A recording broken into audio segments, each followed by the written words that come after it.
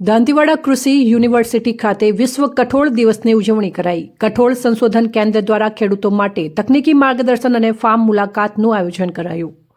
સરદાર કૃષિનગર દાંતીવાડા કૃષિ યુનિવર્સિટી ખાતે કાર્યરત કઠોળ સંશોધન કેન્દ્ર દ્વારા ગત 10 ફેબ્રુઆરી 2026ના રોજ વિશ્વ કઠોળ દિવસની વિશેષ ઉજવણી કરવામાં આવી હતી।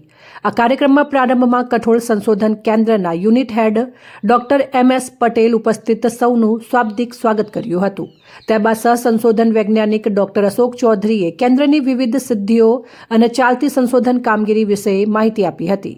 ટેકનિકલ સત્રમાં કેન્દ્રના વૈજ્ઞાનિકો doctor Bindu Panicker, doctor Aniruddha Chattopadhyay, doctor Saloni Joshi, doctor Digvijaysinh Padhiyar અને ડોક્ટર દીક્ષિતાબેન પટેલ દ્વારા કઠોળ પાકોની સુધારેલી જાતો, પોષણ મૂલ્ય, વૈજ્ઞાનિક ખેતી પદ્ધતિઓ અને રોગ જીવાત નિયંત્રણ અંગે પ્રેરક વ્યાખ્યાન આપવામાં આવ્યું હતું। આ પ્રસંગે ડોક્ટર દાનાભાઈ જાદવ અને ડોક્ટર હર્ષ પુરોહિતના માર્ગદર્શન હેઠળ તકનીકી સ્ટોલનું પ્રદર્શન કરવામાં આવ્યું હતું, જ્યારે ડોક્ટર વર્ષાબેન પ્રજાપતિ અને નેહાબેન પટેલ દ્વારા ખેડૂતો માટે ફોર્મ મુલાકાત યોજી પ્રાયોગિક માર્ગદર્શન પૂરું પાડવામાં આવ્યું હતું।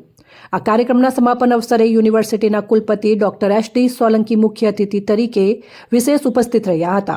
આ પ્રસંગે અન્ય મહાનુભાવોમાં ભૂતપૂર્વ કુલપતિ ડોક્ટર RM ચૌહાણ, વિસ્તરણ શિક્ષણ નિયામક ડોક્ટર PS પટેલ તેમજ સહસંશોધન નિયામક ડોક્ટર NN પ્રજાપતિએ હાજર રહી ખેડૂતોને આધુનિક ખેતી અપનાવવા અંગે મહત્વનું માર્ગદર્શન પૂરું પાડ્યું હતું। આ પ્રસંગે મોટી સંખ્યામાં હાજર રહેલા ખેડૂત ભાઈઓ બહેનોને સંબોધતા મહાનુભાવોએ કઠોળના પાક દ્વારા જમીનની ફળદ્રુપતા અને આર્થિક સમૃદ્ધિ વધારવા પર ભાર મૂક્યો હતો। સમગ્ર કાર્યક્રમની આભાર વિધિ ડોક્ટર સંયમ પટેલ દ્વારા કરવામાં આવી હતી। આ ઉજવણીના માધ્યમથી ખેડૂતોને આધુનિક કૃષિ પદ્ધતિઓથી માહિતગાર કરવાનો સફળ પ્રયાસ કરવામાં આવ્યો હતો। અહેવાલ રામજીભાઈ રાયગોર, બનાસકાંઠા।